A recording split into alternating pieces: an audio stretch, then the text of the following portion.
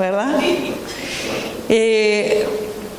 Pero sobre todo es una luchadora por un mundo mejor, una luchadora activa por la igualdad. Es una persona que ejerce su arte comprometido con su causa, que es la igualdad, un mundo mejor, y ejerce su arte y también sus horas, porque entre otras cosas, en el currículum decía, y me lo salteé, que también hace talleres de poesías, y hoy me enteré que hace talleres de poesías para escribir poesía, para hacer poesía, con mujeres privadas de libertad, algunas analfabetas. Igual se puede hacer poesía. Así que les pido un enorme aplauso de bienvenida para nuestra compañera Gabriela Borrell.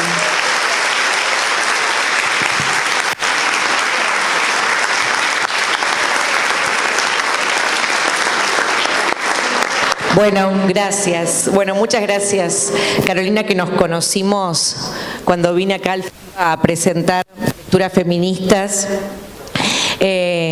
Bueno, y las primeras charlas que tuvimos con Carolina nos asistían las poetas uruguayas, Idea Vilariño, entre otras. Hoy la escuché nombrar a Lisístrata, pensaba, qué lujo.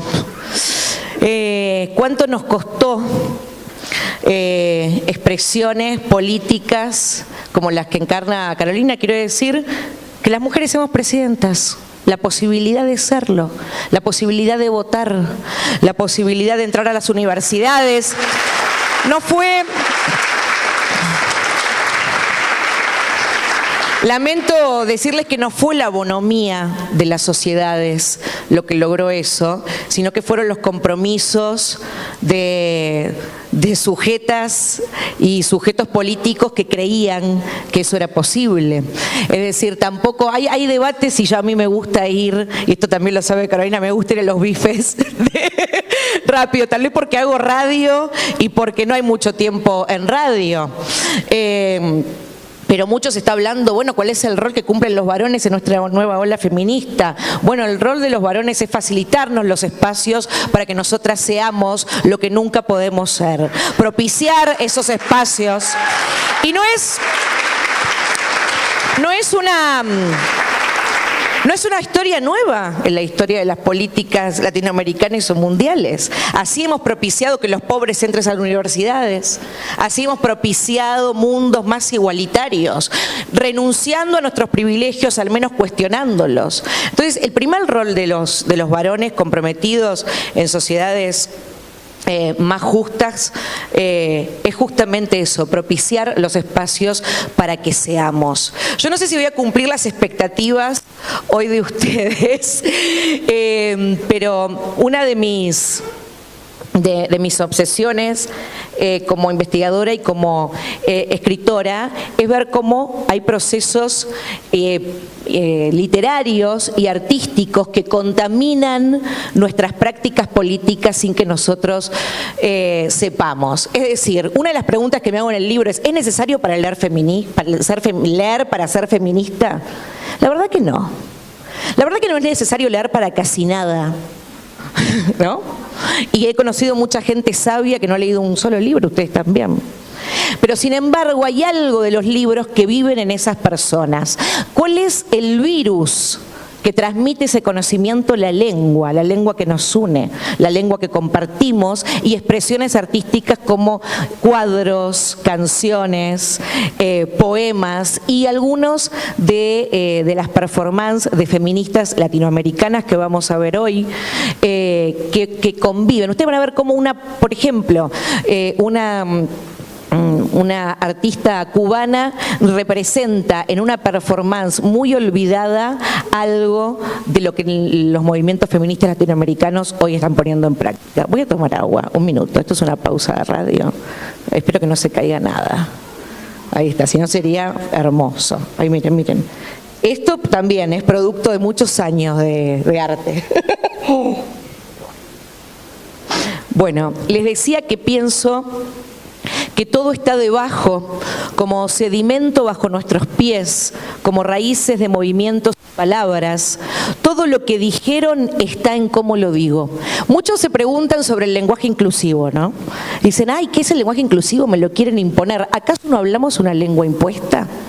¿Acaso no hablamos algo que es español, pero tampoco es español del todo? Porque en España se habla también catalán y se habla gallego, ¿no? Hablamos un regionalismo del español que es castellano, ¿no? Y también que hablemos esta lengua es el producto de otras batallas, de otras lenguas que se han dado. ¿Por qué hay lenguas regionales y lenguas centrales? Hay una batalla política y una batalla ganada.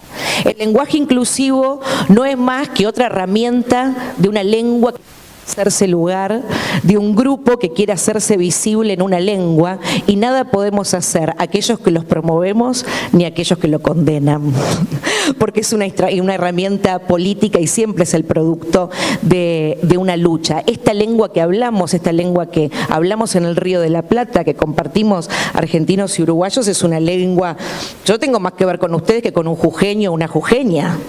Sin lugar a dudas, tenemos nosotros más que ver que otros regionalismos de algo delimitado geográficamente, ¿no? Ese virus de la palabra también trafica imágenes. Digo que en ese movimiento doble de lucha y de adscripción marcamos nuestro propio ritmo. Me vinieron a una lengua que no quería, dice Artaud. Me vinieron a un mundo que no me gusta y desde ahí lo podemos reconstruir, lo rehacemos igual que muchas lo quisieron igual antes que nosotras. La historia como un movimiento, vamos a cambiar el micrófono para que sea mejor esto. O yo lo estoy cortando, viste que había 3 micrófonos, decíamos había 3, este sí se escucha bien. Bueno, pensar la historia del movimiento feminista como una historia de unión de luchas que descarta la opresión de los cuerpos, porque justamente el movimiento feminista es un movimiento que puede visibilizar la opresión que sufre un cuerpo feminizado, un cuerpo de la mujer, también como lo sufre, ¿no?, el de un trabajador, ¿no? Eso visibiliza, pero lo visibiliza con la intersección de que esa mujer, además de pobre y trabajadora, es mujer y tiene otras intersecciones. El feminismo es un movimiento interseccional, movimientos artísticos, tal vez invisibles popularmente, pero que han sedimentado muchas de los lemas y de las luchas que tiene este movimiento feminista. Ana Mendieta, por ejemplo, fue una artista cubana. Tenía una frase que muchas feministas toman que se llamaba sed de ser. Ana Mendieta nació en Cuba, pero en la década del 70, cuando tenía 9 años, formó parte de una operación que se llamó Peter Pan, que era la operación que los contrarrevolucionarios que vivían en Estados Unidos querían salvar a los niños del comunismo de Fidel Castro. Entonces los llevaban sin sus padres a vivir a comunidades dentro de los Estados Unidos. Esa operación se llamó Peter Pan, la conocen, algunos la conocen. Bueno, Ana Mendieta, una cubana exiliada a los 9 años, que se encontró con su familia, con sus padres biológicos, luego después de 15 años. Ana Mendieta pensó su cuerpo no cuerpo individual, sino como un cuerpo colectivo. Pudo ver en su propia condición de exiliada como ese cuerpo pertenecía a una parte, pero habitaba otra y también habitaba otra lengua. Y fue una de las primeras artistas feministas que empezó a poner en tela de juicio la opresión patriarcal sobre los cuerpos feminizados. Ella inventó lo que se llama el Air Body. El árbol de la vida es una obra de 1977 que ella se inspiró en 1973. Miren ustedes cómo nace este movimiento artístico que encabeza Ana Mendieta y feminista. En 1973 tuvo lugar la violación y el asesinato de Sarah Ann Otten, una estudiante de enfermería en el campus de una universidad de Ohio. Las autoridades no quisieron confirmar que había sido una agresión sexual, pero Ana, conocedora de la verdad, Ana Mendieta, que conocía a Sarah Ann Otten, quedó conmocionada y para mostrar su repulsa llevó a cabo la performance Rape SM. ¿Qué hizo la artista? recreó con crudeza en su apartamento aquel terrible acto, invitó a sus amigos y compañeros al apartamento a la hora determinada para que se encontraran con ella misma, con manos atadas y representando esa escena que es muy fuerte. Fue una de las primeras performances feministas representadas por una artista latinoamericana, Ana Mendieta. Ella tenía sed de ser. Sed de ser era también te creemos.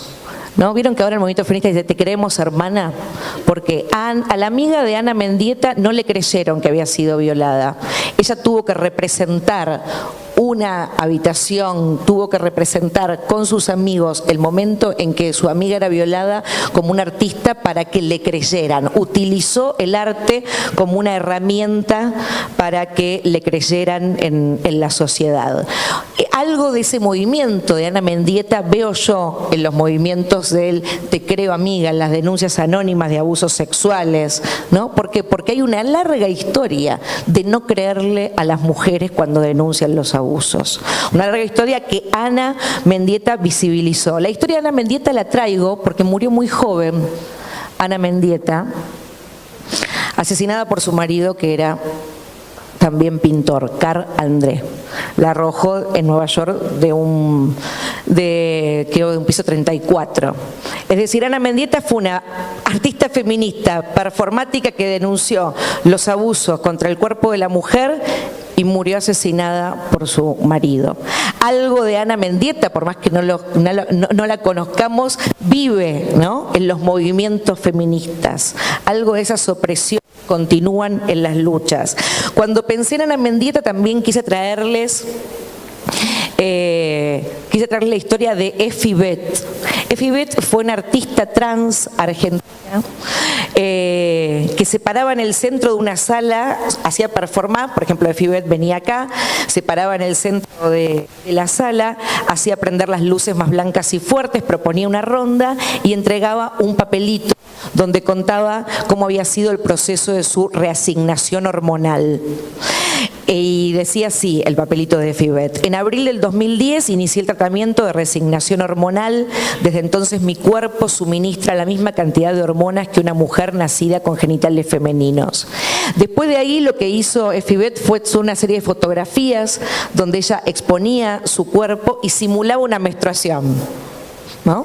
¿No? Por esta idea de la fuga de lo binario, la fuga de lo biológico, como ella había elegido, ¿no?, ser una chica trans, habitar un cuerpo feminizado y además mes a mes reproducir las propias menstruaciones. Fue una gran performance argentina que murió muy joven, decidió ella misma terminar con su vida, pero dejó una obra que en el principio del 2000, la obra de Ana Mendieta es de 1977 y las últimas performances son de 1982. Efi trabaja un poco inspirada en Ana Mendieta en principios del 2010-2012. Bueno, quería volver un poco a Ana Mendieta y desde Ana Mendieta ir a 1980 en México y así ir bajando. ¿Se están aburriendo mucho? No. Bueno, gracias. La idea es que lo que yo pienso es que el arte no es, el arte vive en los museos, pero hay algo de eso que hacen los artistas que nos habita, no sabemos cómo. No es que alguien lo hizo porque sí. Alguien lo hizo y por más que yo mañana cuando voy a una marcha y pido por el derecho de una chica abusada o pido por mi derecho a habitar un museo, una universidad, hay alguien que lo hizo antes y tenemos historia también en el movimiento. Las olas del feminismo no es que nacen porque sí de un día para el otro, ¿no? Hay una historia que reponer, somos sujetas históricas y políticas y nos habitan historias como la de Ana Mendieta, como la de Efi Bet. Alaí de Fope fue una poeta, escritora, activista feminista, crítica de arte, profesora, traductora guatemalteca desaparecida en Guatemala en 1980, una política que en la dictadura de Guatemala desapareció, ella y su hija. También fue una gran activista feminista mexicana y en México formó la primera revista feminista que se llamó FEM. Tenía poemas preciosos que también recorrían el cuerpo, porque no es solo las artistas plásticas que mostraban su cuerpo, sino también en poesía, como algunas mujeres recorrían. Les recomiendo de Aleí de Fopa toda una seguidilla de poemas que empiezan con los pies y terminan con los ojos, pasan por los senos, la boca. Los de los senos son muy, muy bonitos, se los voy a mostrar. Bueno, de los pies dice: ya que no tengo alas, me bastan mis pies que danzan y que no acaban de recorrer el mundo. Por praderas en flor corrió mi piel ligero, dejó su huella en la húmeda arena, buscó perdidos senderos, oyó las duras aceras de las ciudades y sube por escaleras que no sabe a dónde llegan. A veces nos preguntan, bueno, ¿dónde quiere llegar el movimiento feminista? ¿Hasta dónde quieren llegar? Bueno, en principio, ¿no? ¿Hasta dónde piensan llegar? No sabemos dónde, ¿no? Qué lindo, qué hermoso. ¿Cuánto nos han comido los discursos apocalípticos que, viste, ya nadie piensa en que se puede terminar el capitalismo, preferible morirse, ¿no? ¿No? En mi país, antes de que se termine el macrismo, preferible morirse. Nadie piensa que puede haber un mundo nuevo, ¿no? ¿No? ¿Por qué no habitamos las posibilidades de otros mundos? ¿Por qué no pensar que todo puede ser diferente? Las relaciones entre varones y mujeres pueden ser diferentes, más justas. Eso no quiere decir que los varones no tengan su lugar. Yo como feminista no pienso regalarle a los varones al fascismo. Yo quiero que los varones estén conmigo y abran los espacios para un mundo más justo, ¿no? No pienso regalarle los varones a una derecha, ni pienso que el solo hecho de ser varón sea una situación no corregible, ¿no? La idea de que otro mundo puede ser posible es una idea del feminismo. El feminismo es un espacio propositivo. Por supuesto, sí, convivimos dentro del feminismo con ciertas expresiones un poco más radicales. Convivimos, pero hacemos política, ¿no? Y yo y convenzo a mi compañera del feminismo propositivo y vital que queremos habitar. Eso también creía Aleí de Fopa, y de Aleí de Fopa pienso en un grupo que fue muy interesante, un grupo mexicano. Estaba integrado por dos artistas mujeres.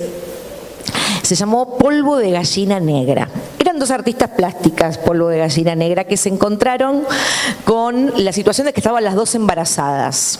Entonces quisieron hacer performance con sus performances. Este grupo de arte feminista, Mónica Mayer y Bustamante, eran ellas dos. Polvo de Gallina Negra ataca la idea de la maternidad como destino obligatorio, pero en el mismo juego también la levanta como un poder, ¿no?, de habitar el mundo y de crear.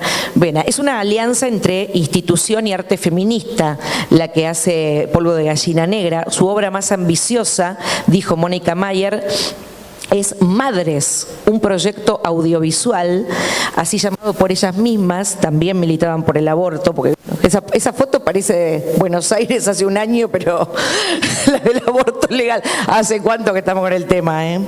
Pero bueno, en algunos países de Latinoamérica todavía la soberanía sobre nuestros cuerpos es algo debatible, ¿no? Después también la lucha, porque la lucha no es solamente tener, después hay que garantizar con políticas de Estado la aplicación de aquella mujer que quiera abortar, que lo haga en tiempo y forma, ¿no? Yo siempre cuento el caso, y me voy acá un poquito, de Italia. Italia tiene el aborto legal desde 1970, pero también, ¿no?, ha sido una lucha de las políticas feministas italianas, que son muy potentes, hacer respetar esas leyes conseguidas. Las leyes siempre después se militan conseguidas. Bueno, acá Polvo de Gallina Negra fueron unas de las primeras militantes por el aborto legal en México, pero también embarazadas. Son ellas dos genias. Hicieron, esta esta performance que se entendió a lo largo de un año, entre 1983 y 1984, y tenía como tema central la maternidad, la situación vivencial de hacer arte con el estar embarazadas. La obra estaba integrada, primero abrieron una convocatoria para la carta a la mejor madre. Entonces todas las mujeres podían participar escribiendo cartas para sus madres, y después, el concurso se llamaba Carta a mi madre, y después hacían veladas de poesía y performance que se realizaban en el Museo Carrillo Gil, entre otros espacios culturales en México. Bien, invitaban, en 1984 invitaron a una performance colectiva de muchas embarazadas. Lo más llamativo fue cómo ellas irrumpían en los medios de comunicación. Hacían estas performances en un magazine donde había un conductor. Imagínense, en 1984, y lo embarazaron al conductor. Y le dijeron, a ver, está toda la hora haciéndonos la entrevista con esta panza, ¿no? Fue maravilloso porque ellas no lo sabían, hicieron toda la entrevista, ellas eran muy jocosas, y cuando termina la entrevista, el conductor, que se me fue el nombre, lo tenía anotado pero no lo encuentro, se saca el buzo que hacía de panza y decía, ay, por fin me pude sacar esto. Tremendo, ¿no? Y entonces le dijo, che, estuviste 1 hora embarazado y ya te lo querés sacar.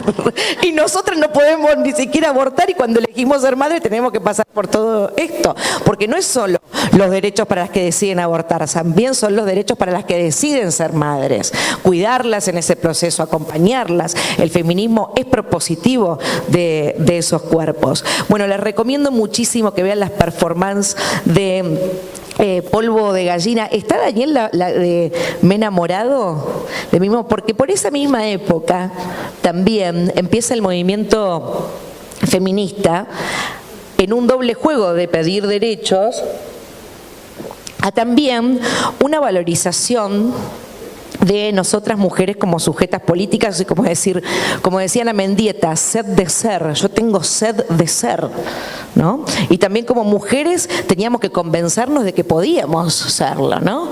Porque a mí me proponen ser diputada y lo primero que digo, no, ¿cómo voy a ser diputada yo? Pero hay cada diputado. No. Entonces, ¿no? Esta idea de que una no podía acceder a eso. Preguntas que a veces los varones no se hacían, que iba de suyo. ¿Por qué? Porque iban historias. Entonces, que una mujer, la rareza de que una mujer sea astronauta, no es la rareza de que la mujer sea astronauta o la que sean ingenieras, ¿no? La rareza es que no había una historia. En cambio, los varones llegaban a una historia donde ya iba de suyo que esa posibilidad era real. Nosotros estamos construyendo esa posibilidad. Ya las niñas, las adolescentes nacen con la posibilidad de que pueden ser presidentas o astronautas, ¿no? Gracias, señor. Muchas gracias.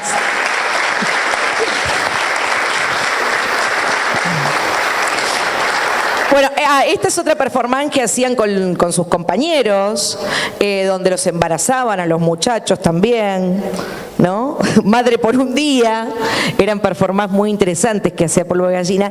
Y muchas performances que decían, puedo hacer el amor conmigo misma.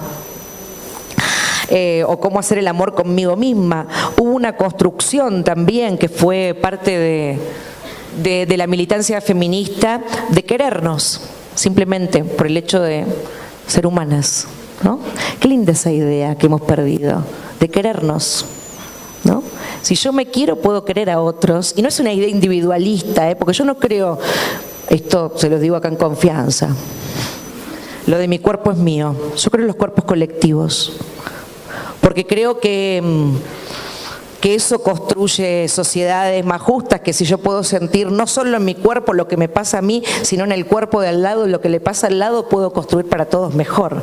Entonces esa idea de yo pido un derecho por el aborto legal, seguro y gratuito, no porque mi cuerpo es mío solamente, sino porque mi cuerpo colectivo está sufriendo y me tengo que hacer cargo de eso, como pedimos por tantos otros derechos, ¿no? Como pedimos también por los derechos de las personas trans, porque tenemos que garantizar que esas personas con su elección identitaria vivan igual que yo. Y si yo puedo sentir un dolor en mi cuerpo, también lo puede sentir. Entonces, esta idea de querernos es una idea muy hermosa. Hay por la misma época, estos son los procesos que digo contaminantes, por la misma época que Polvo de Gallina Negra estaba escribiendo quiero hacer el amor conmigo misma o quererme a mí misma, había una poeta y fotógrafa argentina que se llamaba Susana, quiero hacer el amor conmigo misma.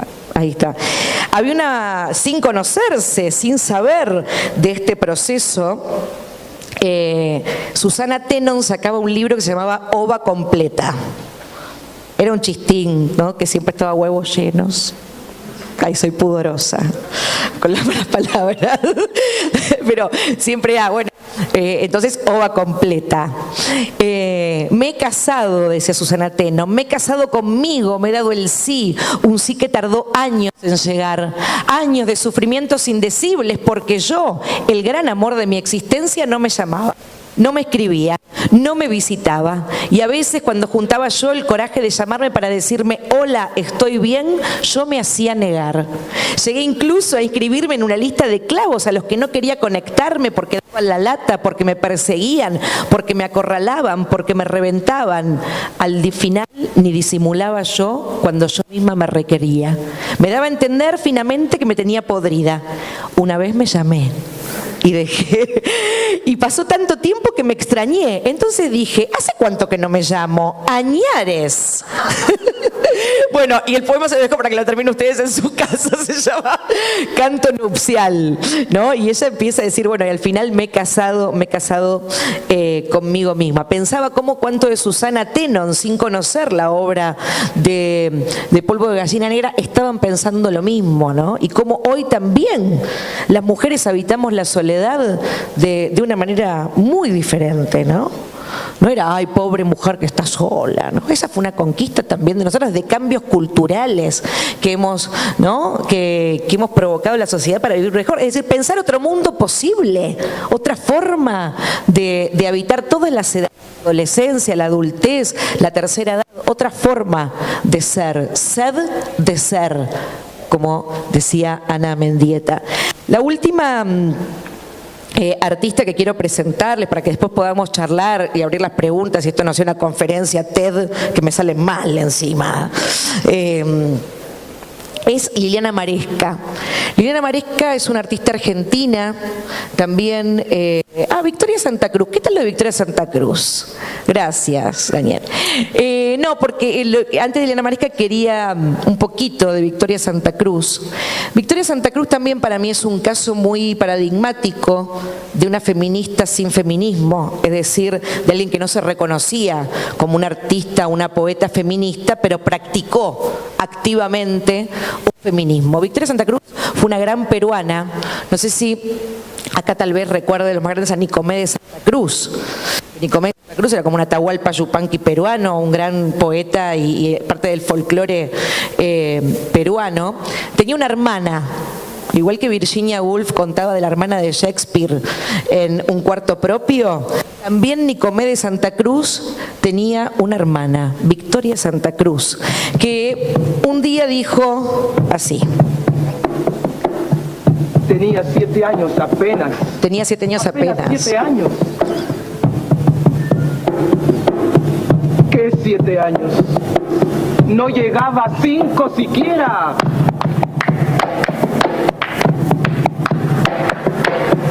De pronto unas voces en la calle me gritaron, ¡negra!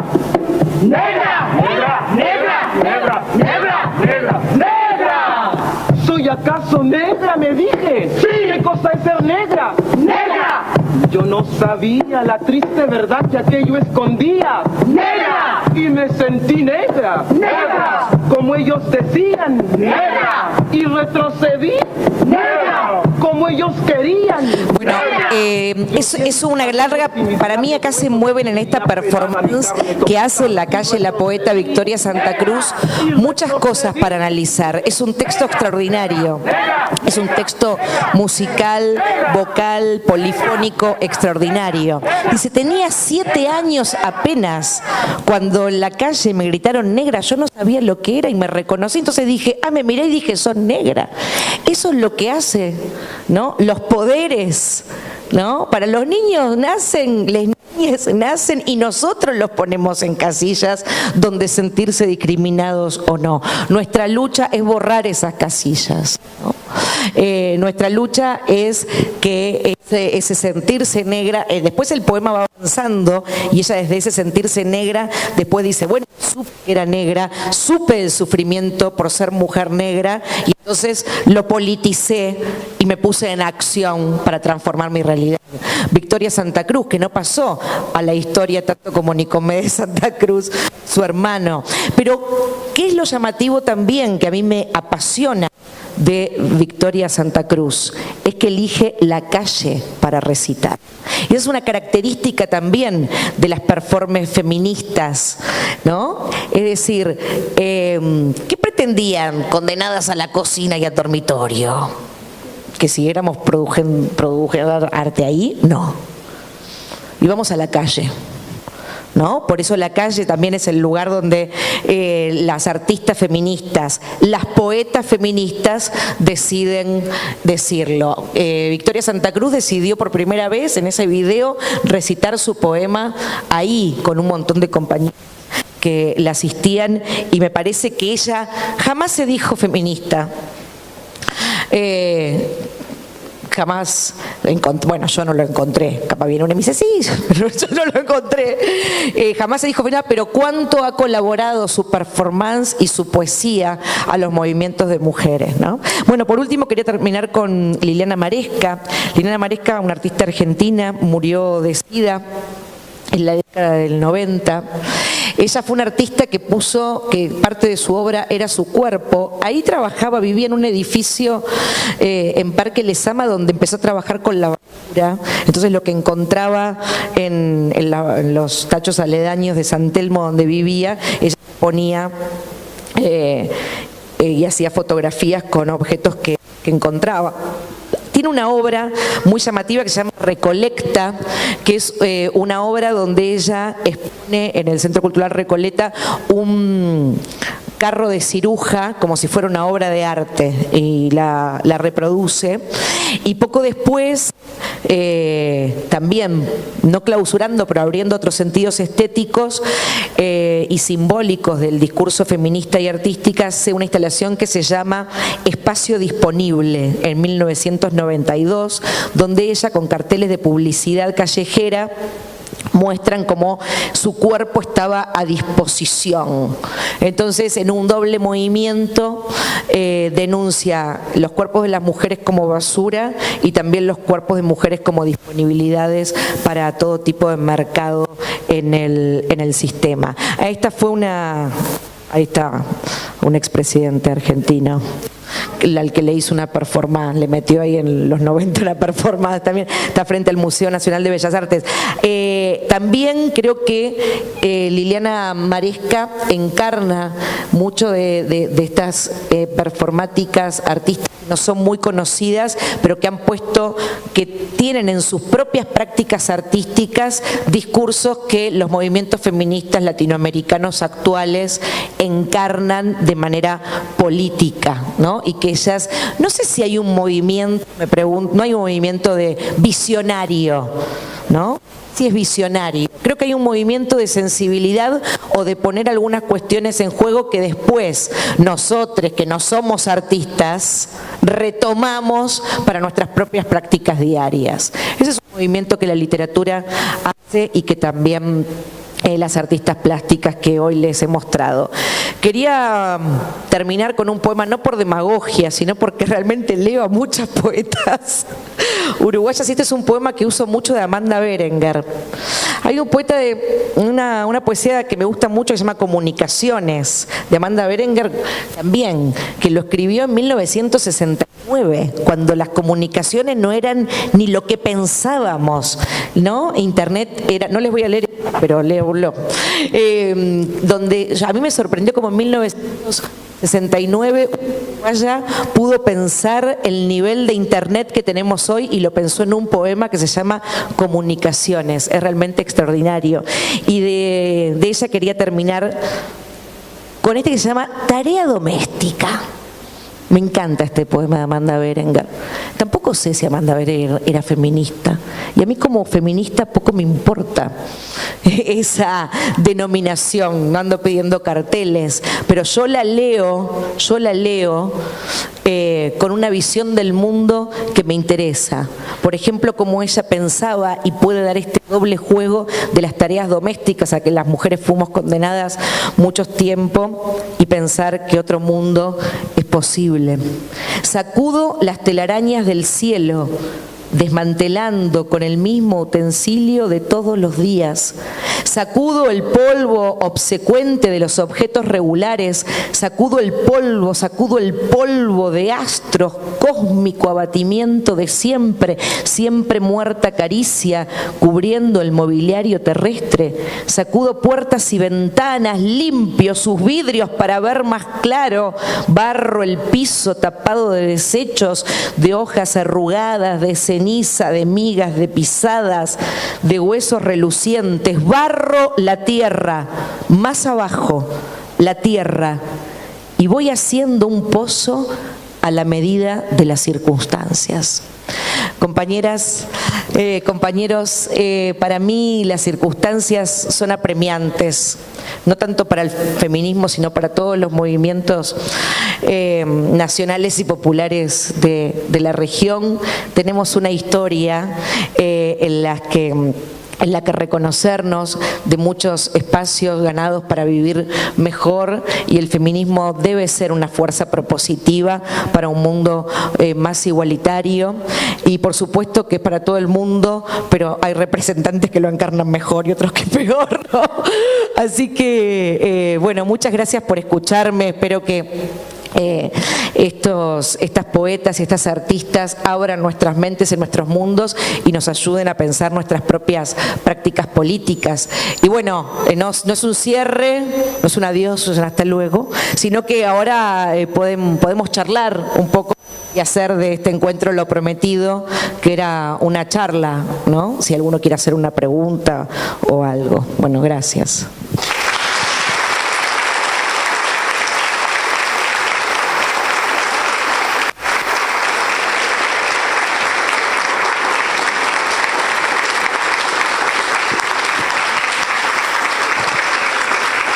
Gracias, muchas gracias. Gracias a Carolina por invitarme. Gracias, Carolina.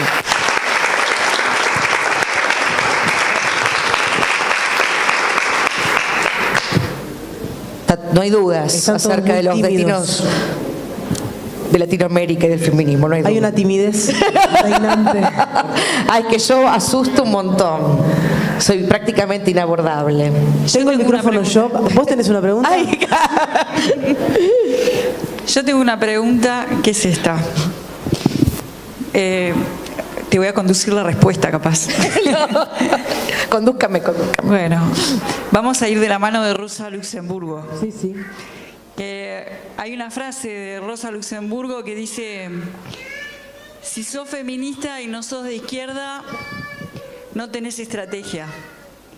Si sos de izquierda y no sos feminista, no tenés profundidad.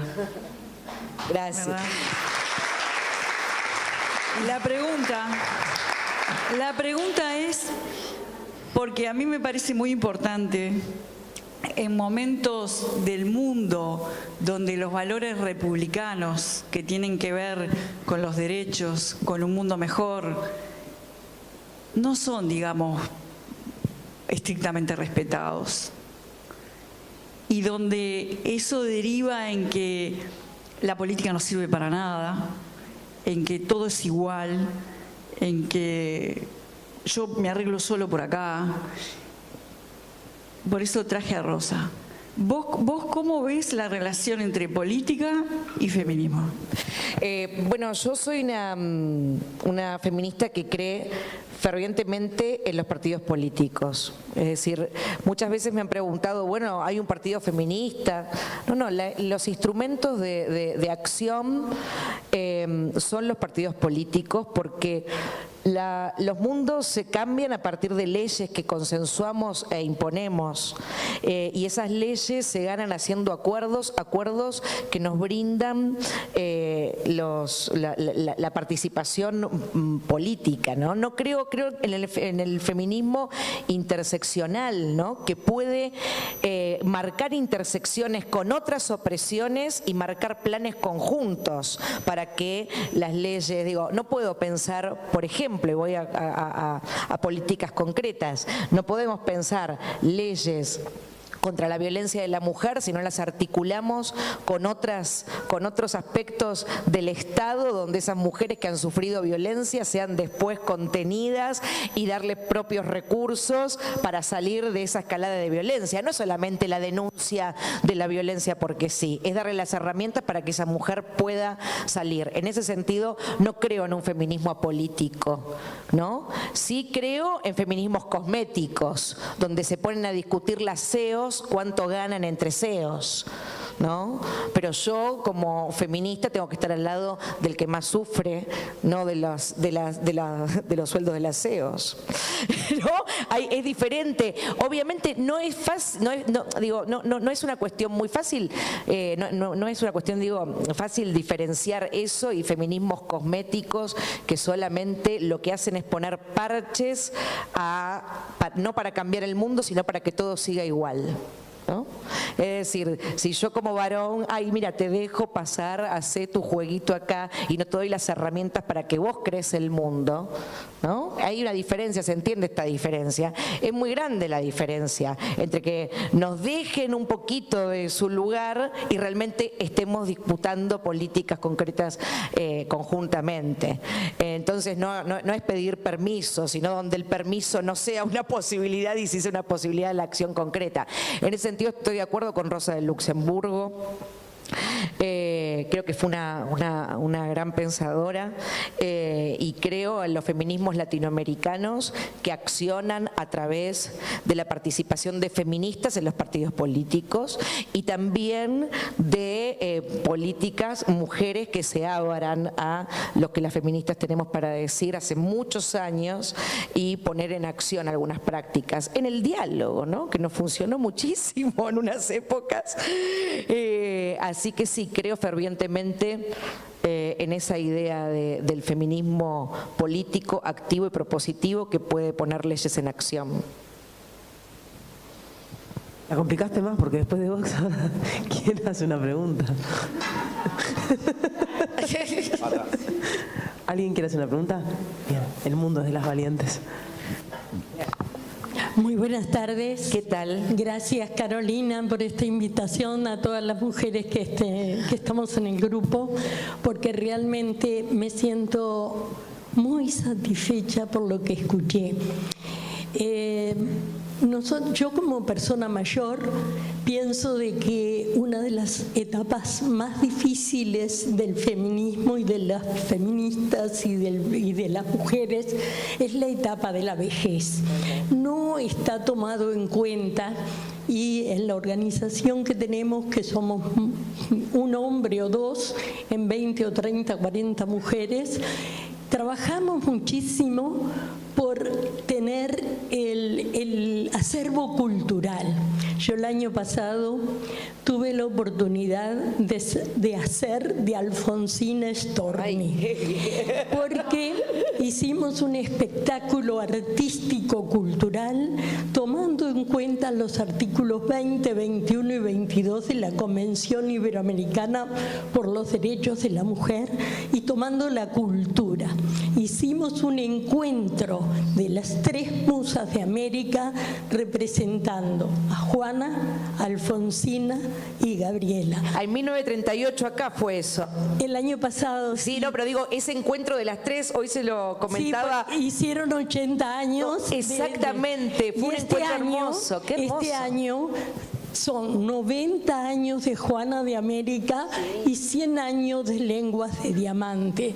Y yo pienso que más allá de las condiciones políticas de cada persona, esas poetas que en esa época desafiaron al mundo, como Delmira Agustini, como Eugenia Bá Ferreira, como todas esas mujeres y yo como Alfonsina, se llamaba mi mamá, y mi mamá justamente le gustaba mucho la poesía. Yo soy una media, como decía Galeano, escribiente, no escritora. Escribí la vida de la doctora Rebeca Collás, supe conocer a Fanny Edelman, supe conocer a todas esas mujeres que estábamos juntas del 75 al 85, cuando salimos en ese periodo tan difícil para nosotros. Yo pienso que también tenemos que mirar por todas esas mujeres, poetas, escritoras, que hicieron de nosotros un mundo donde pudimos luchar. Y hoy me siento orgullosa de ser mujer. Gracias. Y de venir y mujer y vieja, porque yo estoy 79 años, o sea que ya estoy más para allá que para acá. Así que mi pregunta es: ¿qué sentís o qué ves o cómo ves esas poetas de esa época? Gracias, muchas gracias. Gracias. Bueno, yo como feminista y activista política me reconstruyo historias, me siento hija de luchas políticas. No creo, en mí viven no solo la guerra de mi nona, en Europa viven también todas las que me han llegado a mí. Tuve el acceso a la universidad, un montón de privilegios, no pienso que eso me fue dado de suyo, tuve que reconstruir esa historia y es lo que hago con lecturas feministas, con la visibilización y difusión de artistas. Siempre mi intención es reconstruir una historia, porque pienso que somos hijas de una historia y que esas mujeres, justo hoy contaba ese encuentro que siempre lo recuerdo, el encuentro de Gabriela Mistral, Alfonsina Storni y Juana de Ibarburu en el verano de 1938 acá en Uruguay, que fue hermoso. Yo trabajaba en Radio Nacional Argentina y busqué, porque está el archivo de la conferencia que dieron las tres y es extraordinaria. También pienso cómo esa fuerza que tuvieron Alfonsina Storni, por ejemplo, voy a hablar de lo que sé, en 1920 ya era sufragista, y ustedes saben que en la década del 50 se aprobó el voto para las mujeres. Fueron 30 años, no fueron 30 años que tuvieron las mujeres, tuvieron 30 años de lucha, ¿no? De una reconstrucción, de acordar, no fue alguien que vino Perón y dio, no, fue el movimiento de mujeres que ahí lo hizo. Pienso que también el feminismo puede hacer mejor la vida de las mujeres en la tercera edad. Puede darle muchas libertades que antes no tenían. Hay una poeta, Rosa Rodríguez Cantero, una poeta argentina que tiene un libro de poemas que se llama El amor en los tiempos del PAMI, ¿no? El PAMI, la obra social. Y ella habla mucho del sexo de la tercera edad de las mujeres. Y me parece una militancia hermosa y me parece que el feminismo se tiene que hacer cargo de eso. Y hacerle mejor la vida a las mujeres a cualquier edad, a nuestras abuelas, a vos, querida, y a todas. Gracias.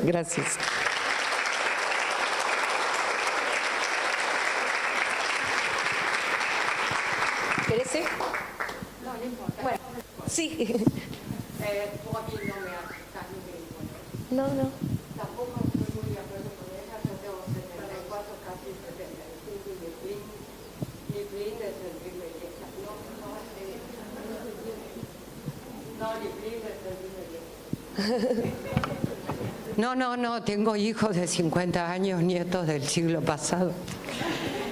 Pero tengo iniciado una campaña y ahora voy a pedir a todos apoyo. Y es la campaña en contra de la puta que te parió. Porque otra vez la culpa la tiene la mamá. Entonces, capaz que... Yo ahora llegué a concejal, capaz que alguien me escucha. Concejal vecinal, pero bueno. Pero digo, tal vez con tu apoyo, porque es un punto que no se toca. Y a mí me encanta esto de la lucha feminista, y yo me aprieto un dedo y digo, la puta que lo parió, no. Y alguien es malo y la puta... No.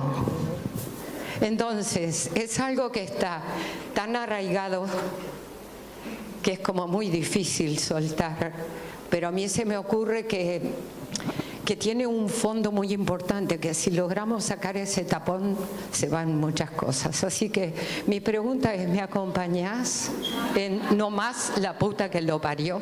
Te acompaño. Gracias. Muchas gracias. Sí, yo pienso que... No, realmente es algo en lo que hemos pensado mucho, y las lingüistas feministas también. Hay mucho escrito sobre aquellas actividades de la lengua que se repiten inconscientemente pero crean imaginarios. No es lo mismo decir la puta que te parió que decir otra puteada, ¿no? Establece otras referencias al propio cuerpo. A mí me ilumina mucho, por ejemplo, en ese sentido, no sé, el activismo gordo, por ejemplo, ¿no? Cuando dicen, ay, esta gorda, y como gorda como insulto también, ¿no? Aquellos que no solo por eso digo, cuando nos preguntamos cómo hablamos, es preguntarse cómo pensamos también. Entonces, cualquier invitación a pensar, bueno, no podemos decir, mira, ahora que estoy con vos, ya estoy militando con vos, porque iba a decir puteamos, ¿no? Iba a decir puteamos, no. Hay que buscar insultamos, ¿no? Pero ves que ya estoy, ya me lo pregunté.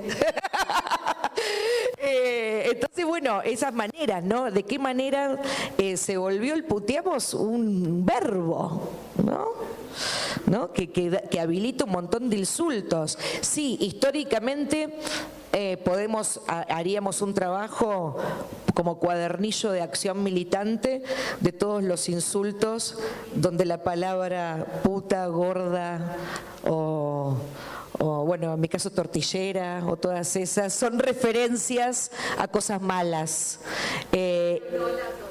No, las tortillas por supuesto que no, pero digo, pero todas esas cosas, o mismo como decía Victoria Santa Cruz, negra, ¿no?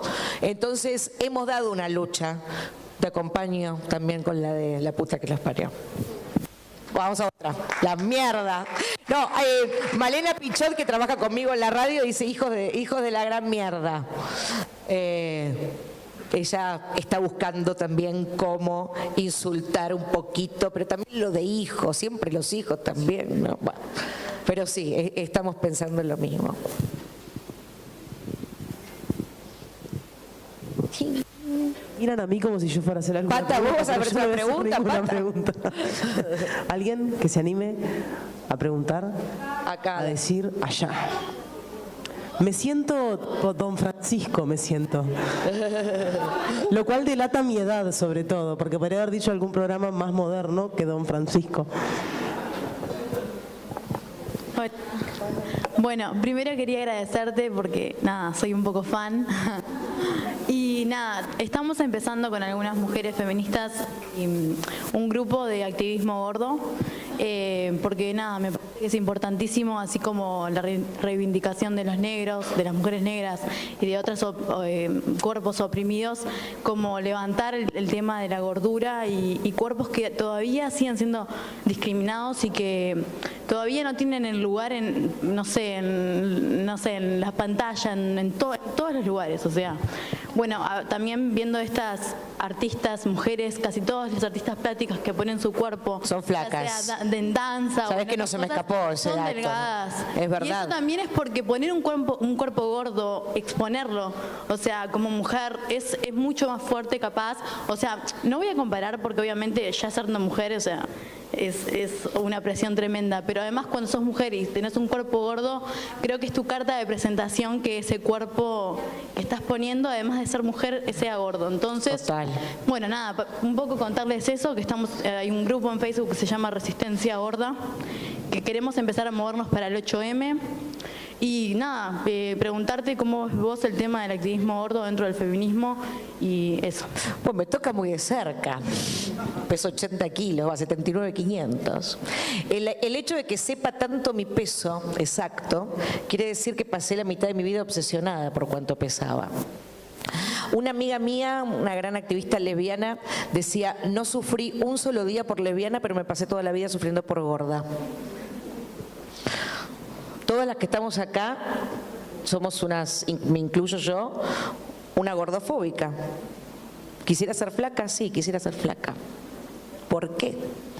¿Qué sociedad de mierda que no me permite quererme así como soy, ¿no? Con 79,500 kilos.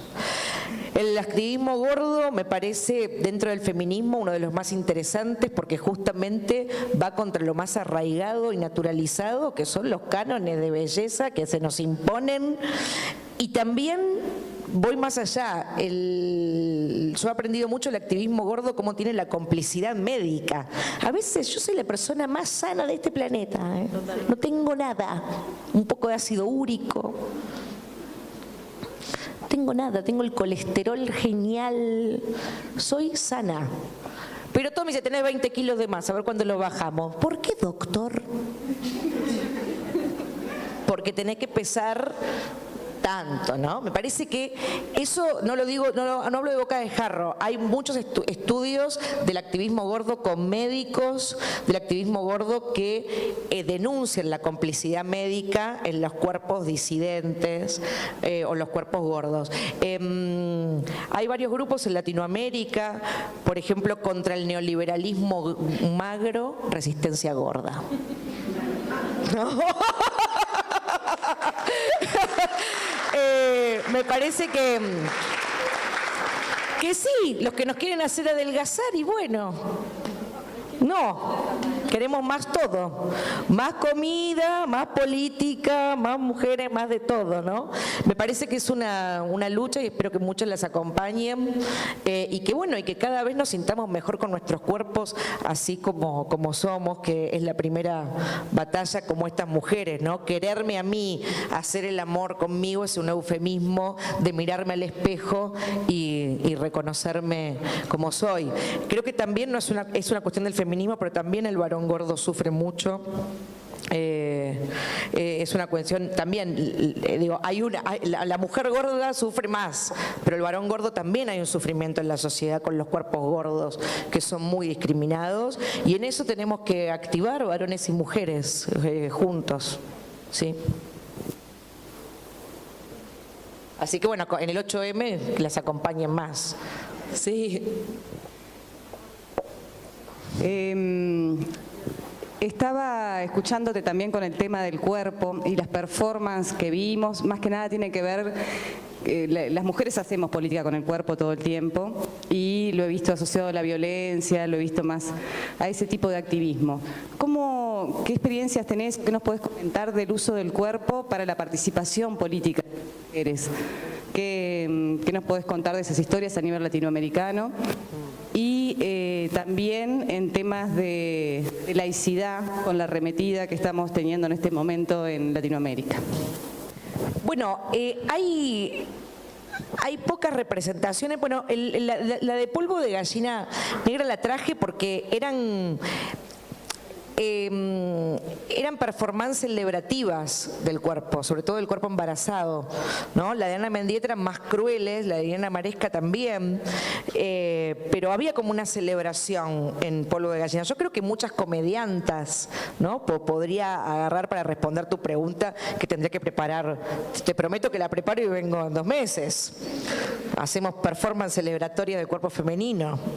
Tendría que investigarlo en principio, pero en principio creo que las comediantas o aquellas que han puesto, también tuvieron que dar una lucha, ¿no? Que las mujeres no podían hacer reír, se decía que no podían, ¿no? Me parece que esas mujeres ejercían aún en el humor una política. Yo creo que también, bueno, otro de los ítems que me preguntaste es cuerpos femeninos y política. Bueno, a las mujeres les ha costado mucho acceder a puestos de política y en muchos casos han llegado masculinizadas, no solo estéticamente, sino en sus prácticas, ¿no? Porque el feminismo no se trata solamente de reproducir prácticas patriarcales, sino de cambiar esas prácticas que estaban mal, ¿no? Es decir, el feminismo propone otras formas de estar en nuestros cuerpos, pero otra forma también no de hacer lo mismo que hacían ellos. Hace poco hubo mucha polémica con una declaración de Rita Segato, una gran feminista juvenil, que ella dijo, bueno, que la mujer de mañana no sea el hombre de hoy, ¿no? Fue muy criticada, pero lo que ella quería decir en ese momento es que el viene a establecer otras prácticas políticas. ¿Qué es lo que yo digo cuando pensar otras formas de hacer política, otras formas de habitar en el mundo? Un camino es el feminismo. En ese sentido, creo que la representación de lo que una pensaba una mujer ha cambiado para mejor y que se ha democratizado y todas pensamos que podemos hacer. Y la última pregunta me olvidé de ella.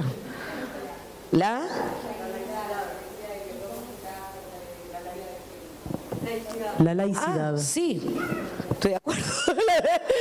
Sí, no tengo mucho para decir. No entiendo la pregunta. ¿Cuál es la pregunta?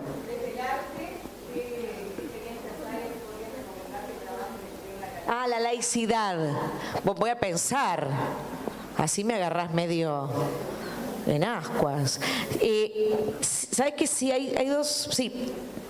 Ahora se me fue el nombre, pero hay performances que trabajan lo de lo laico, sí, tendría que buscarlo, pero escribime y te prometo que te respondo. Bueno, no sé si es una pregunta. En realidad quería agradecerte porque creo que estas instancias son súper necesarias. No se dan muy a menudo y en esta casa política en particular tampoco. Y bueno, y en realidad también partiendo de la base de que cuando surgió, o sea, se supo que ibas a venir en el contexto de una campaña de Carolina, muchos, y yo también dije, bueno, una mujer feminista argentina viene a hablar de feminismo Uruguay, y en realidad, nada, agradecerte porque justamente, por lo menos lo que yo pude vivir a partir de esto es que, claro, que tenemos, las raíces son las mismas, y agradecerte por construir un poco nuestra historia, que lo haces en Lecturas Feministas, y creo que es súper importante porque como feministas y como latinoamericanas se nos niega en la historia, y creo que es súper importante el rol que cumplís en esta Gracias. reconstrucción de esta historia tan nuestra. Y bueno, y eso, reforzar de que en realidad la lucha es continental y no es solo un eslogan, sino que hay muchas más conexiones que diferencias, y además la resistencia, el backlash antifeminista se organiza de manera internacional y continental. Entonces la importancia de organizarnos también nosotras continentalmente. Así que la pregunta, que no sé, es media complicada, es para vos, ¿cuáles serían los principales desafíos del feminismo latinoamericano hoy para justamente resistir esta arremetida que va un poco con eso de la ideología de género que comentaba la compañera? ¿Cuál es el principal desafío? Bueno, no permitir el avance de la derecha en la región, ¿no? principalmente. Por eso creo que vos te iba a responder lo que vos misma respondías, ¿no? Digo, el avance de la derecha es internacional y nosotras tenemos que no serlo, ¿no? Creo que siempre se trata de tender puentes y creo que los neoliberalismos económicos traen conservadurismos ideológicos que atentan contra todo lo que queremos, con nuestras políticas LGTBQ, con nuestras políticas de género. Eso sí es a nivel internacional, ¿no? Eso es a nivel regional, diría yo. Y a nivel regional también fueron las primeras respuestas que se le dieron a esos movimientos. A Bolsonaro la primera gran marcha la hacen las feministas o el movimiento de mujeres y ponen y denuncian, ¿no? lo que se venía. Me parece que sí, que la respuesta está en la pregunta, ¿no? Los movimientos neoliberales de derecha se organizan regionalmente y nosotras tenemos que tender puentes a los feminismos, transfeminismos latinoamericanos, dialogar mucho entre nosotras, nutrirnos y aprender una de nosotras. No es que yo venía acá a enseñarle de feminismo nada, sé más, no sé si se dieron cuenta, sé más de, como hablo más de arte y literatura, que de feminismo le doy una mirada feminista a otras cosas, pero no es que yo enseño nada, sino que comparto algunas experiencias y visiones que me parece que nos pueden servir a todas para acercarnos a hacer política, sobre todo, ¿no? Y cambiar las cosas.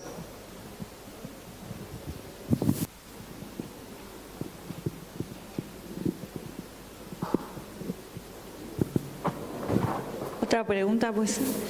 El tema, hablando del avance o de la lucha por el avance de la igualdad, y del otro lado la derecha que quiere avanzar hacia atrás, digamos retroceder, el uso de los estereotipos por parte de la derecha cuando se dice la palabra feminista y cómo reaccionar a eso profundamente a nivel de un país y también, como decía la compañera, de diálogo interregional, pero hay un uso de los estereotipos y a veces quizás nosotras mismas también caemos en esos estereotipos. Yo también soy una persona que no sabe nada del tema y que estoy aprendiendo. Así que, de verdad, quisiera escucharte con respecto al uso que hace la derecha del estereotipo y qué tenemos que hacer nosotros para desencajar esos escenarios. Bueno, yo no sé si puedo dar una respuesta a eso. Yo sí lo que veo dentro del feminismo es que hay como una utilización, ¿no? De, como que yo digo, como parches que ponen para que nada cambie. Decir, bueno, están las feministas reclamando un lugar, pongamos 2 o 3 mujeres acá, entonces arreglamos el cuadro con 2 o 3 mujeres sin saber lo que esas mujeres piensan, lo que esas mujeres pueden aportar al mundo, con el hecho de solamente de que son mujeres. Digo, no. Hay expresiones que a veces son difíciles de ver, pero que una comprende, ¿no? Que, por ejemplo, tu candidatura, qué sé yo, es expresión de un movimiento de mujeres, por más que vos no te pongas en ese lugar, ¿no? Y hay otros lugares de la política donde las mujeres están puestas ahí solamente para saldar un espacio que quieren poner un maquillaje cosmético de pluralismo cuando sabemos que no está. Y se le nota justamente la falta de diversidad de políticas con lo que más les duele, con los movimientos más oprimidos. Porque pregúntenle a esos movimientos que piensan de la ley trans, de los movimientos LGTB, ¿no? De dónde nos quieren a las mujeres, ¿no? Si nos quieren haciendo política o nos quieren en la casa criando hijos. No digo que esté mal a la que lo elija, pero nos quieren una condena ahí. Digo, los movimientos de derecha con conservadurismos ideológicos que siempre vienen aparejados pueden poner en la foto a algunas mujeres que representan los mismos intereses de ellos y que el hecho de ser mujer no las ha interpelado como nos ha interpelado a nosotras, ¿no? Como también a muchos trabajadores a veces no les interpela su propia, ¿no? A veces los trabajadores que defienden al mismo que los explota, ¿no? Y ese trabajador no le anda cuestionando, entiende entiende por qué bueno, tiene esa relación con el explotador. Bueno, a las mujeres nos viven preguntando por qué las mujeres, porque hay un sistema que cambiar que no está encarnado individualmente en las personas, sino en movimientos más colectivos. Por eso yo creo que las luchas son colectivas, no individuales, porque las luchas individuales llevan ideas que nos contienen diversamente a muchos cuerpos y no son solamente nombres que se ponen para quedar bien con una política que pareciera, ¿no?, que es diversa, pero no lo es. La diversidad creo que se siente también, ¿no? Se siente mucho la diversidad y cuando somos muchos. No sé si respondí, pero fue lo que me pareció que...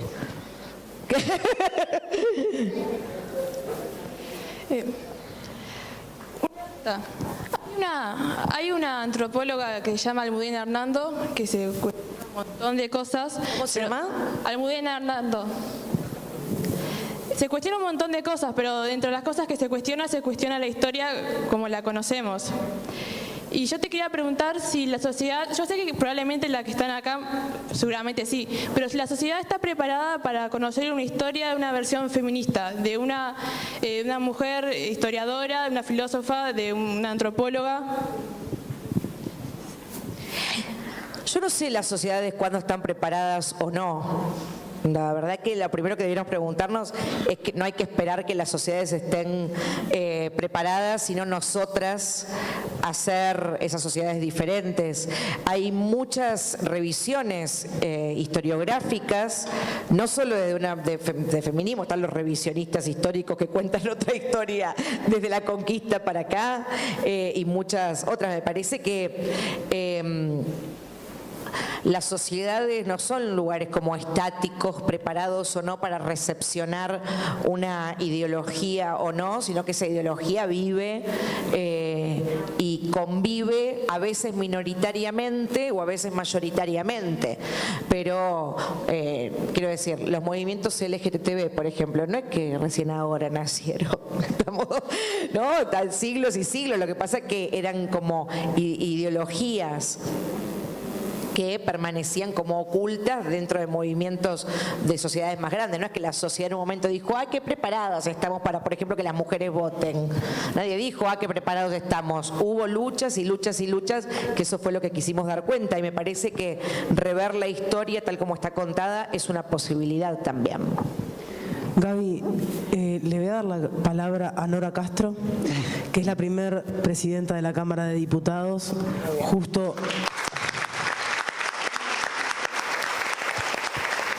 antes de que mañana sea la tercera, las tres de esta fuerza política que hoy nos aloja acá.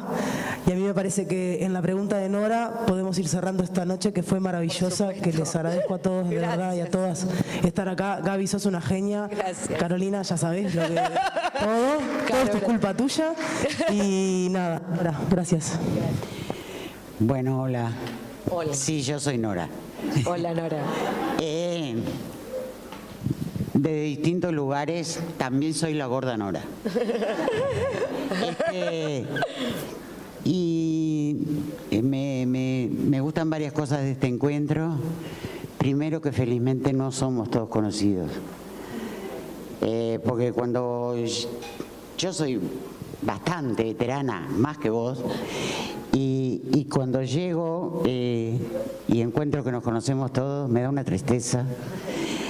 Y además la otra cosa es que hay bastante gente joven. La pregunta en concreto, porque veo que se van sintonizando por las preguntas, por tu exposición inicial, que me parece que has sido un aporte con originalidad conceptual a la lucha desde el enfoque, pero más o menos vamos coincidiendo que en el barrio y más allá del barrio y en nuestras propias casas hay un embate de la derecha y un gran retroceso ideológico acentuado por los efectos y por cómo lo asumen algunos de los protagonistas, de los sectores protagonistas más discriminados y más oprimidos. ¿Cómo ves vos que en simultaneidad de tiempos haya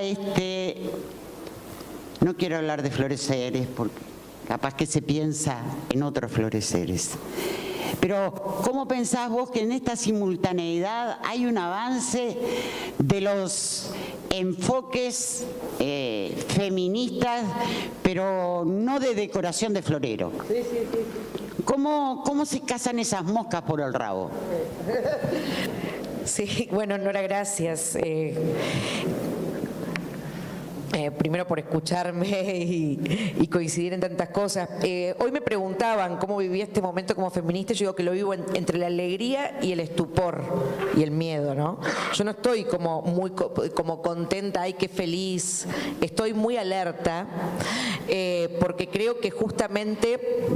Primero, no quiero decir que es, porque realmente no es como una reacción a movimientos, pero que algo estamos tocando, o esta nueva ola feminista está tocando bien abajo, y en consecuencia la reacción es bien abajo también, ¿no? Digo, para crear, ¿no? Digamos, no son cosméticas solamente o parches que está poniendo el movimiento feminista, sino que está enfrentando a poderes realmente, y lo veo por los enemigos que tiene el feminismo, ¿no? Entonces me parece que esas moscas se casan, bueno, con inteligencia, con mucha práctica política, con saber